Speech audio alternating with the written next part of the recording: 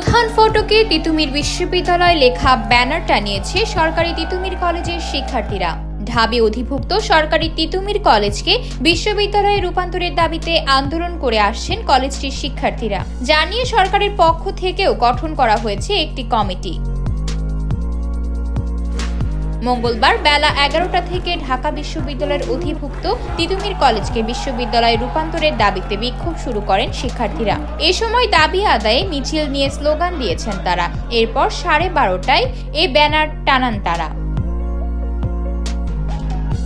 সরকারি তিতুমির কলেজকে স্বতন্ত্র বিশ্ববিদ্যালয় করার দাবিতে কয়েক দফায় সড়ক ও রেলপথ অবরোধ করে বিক্ষোভ সহ নানা কর্মসূচি পালন করেছেন শিক্ষার্থীদের আন্দোলনের মুখে গত 3 ডিসেম্বর কলেজটিকে বিশ্ববিদ্যালয়ে রূপান্তর করা সম্ভব কিনা তা যাচাইয়ে 5 সদস্য বিশিষ্ট একটি কমিটি করেছে শিক্ষা মন্ত্রণালয়।